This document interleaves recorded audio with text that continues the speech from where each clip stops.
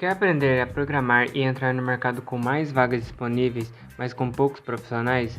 E melhor ainda, poder trabalhar de casa e ganhar em dólar? Confere o link na descrição. O que a de gente crescer. precisa fazer para crescer? Estabilidade política, né? Estabilidade política é indispensável. Competência política e quadros políticos. Né? Falta pouca coisa, você vê que é pouco, hein? Eu tava pensando que tu ia me dar uma resposta, investir aqui, investir ali, mas não é muito mais complicado. Né? Aí vem o sujeito que não tem o que falar, o político de profissão, porque uma coisa é político, outra coisa é homem público.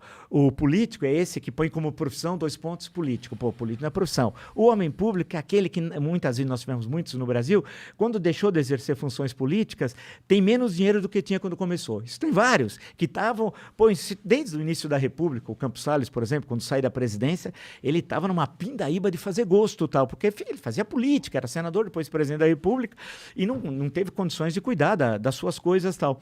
Então, eu acho que isso é um problema que nós temos hoje. Nós não temos, quase que não temos homens públicos e estamos cheios de políticos. E a qualidade da representação política é muito ruim.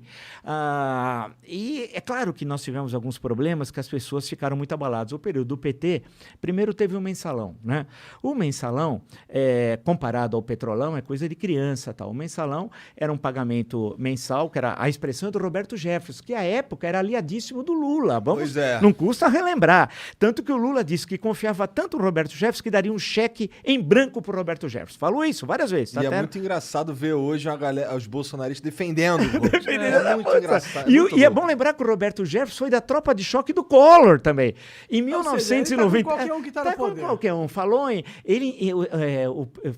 O Collor teve 36 votos, acho, contra o impeachment na Câmara, em 92. Um deles foi justamente do Roberto Jefferson, que começou a vida política num programa chamado Povo na TV, uma coisa pavorosa do SBT nos anos 80, no Rio de Janeiro, que inclusive morreu um bebê ao vivo. Ao vivo! Era um programa horroroso. Um bebê ao vivo, levou lá uma senhora que não conseguia internar o bebê, e aí foi um escândalo. E era um programa muito simpático, realmente muito cultural. Tinha o Wagner Montes, era gente fina flor da intelectualidade. E aí, aquilo depois, o programa até acabou. Bem sarcástico, viu, galera? Agora, só pra vocês entenderem. Ele tem um sacado que é tão real que se não avisar...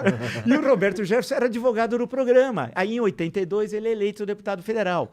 E a partir dali que ele começa essa carreira, na época era um cara gordão, tal. Ele começa essa carreira. Foi da tropa de choque do Collor, depois foi íntimo do Lula, e tanto que a expressão mensalão é dele, que se consagrou numa entrevista que ele deu à Folha de São Paulo em 2005, e depois agora virou fanático bolsonarista. Na verdade, é uma persona, é um ator. Ele vai trocando, tal, ele não acredita em nada. É um psicopata. Ou sociopata, né? Ele deve matar pessoas. Você vai olhando a figura. Então, a grande questão que nós temos hoje, e é a tua questão, falta quadros políticos, né? O sistema político é ruim, né? Temos muitos partidos políticos, precisava mudar o voto, é voto distrital misto. Por exemplo, agora teve eleição na Alemanha. Você vê como você tem o voto distrital misto, você divide o país em distritos, né? Aí você sabe quem é o deputado do teu distrito, porque você sabe, ele mora lá em tal lugar, tal, e ele sabe quem votou nele. Porque o grande problema do deputado federal, por exemplo, é que ele não sabe o que ser votado, por exemplo, no estado de São Paulo inteiro, que é enorme, né? Você não sabe onde estão teus eleitores. Até a tua relação com o eleitor é ruim, e do eleitor com você é mais ainda. Então, nós precisamos mudar. É que quando a gente vai mudar, uma vez chegou até a ser aprovado o voto distrital, mas derrubaram no Supremo, isso na primeira década desse século. Então, tem essa questão que o sistema político amarra, porque sem a gente desamarrar esse nó, a gente não resolve os problemas econômicos. E alguns não são muito complexos, porque eles gostam sempre de falar em reformas. Toda hora estão falando em reforma. Ninguém sabe direito o que é reforma, mas eles falam reforma, porque reforma parece uma coisa difícil. Tem coisas que é da mera administração do governo. O beabá, primeiro, não ter corrupção. Isso não precisa de reforma, né? É só não ter corrupção. Ter uma boa equipe, caras que são bambambãs, aqueles caras, tudo, como a gente dizia antigamente, os camisas 10. Hoje tem time que nem tem camisa 10. Mas aí você tem aqueles caras que são muito bons na sua área de conhecimento. Você fala, esses caras... E não ter medo, o presidente, de ter uma equipe que o cara pode ser melhor que você, o ministro. Porque a grande questão que esses caras têm é que o ministro se destaca e aí foge da sua liderança política. Aqui em São Paulo, Montoro, em 1983, nomeou um secretariado que muitos secretários eram, assim, de formação melhor que ele, né? né? Ele montou um secretariado que era um ministério. Se você for ver os que vão se destacar depois no governo federal, quase todos vieram do governo.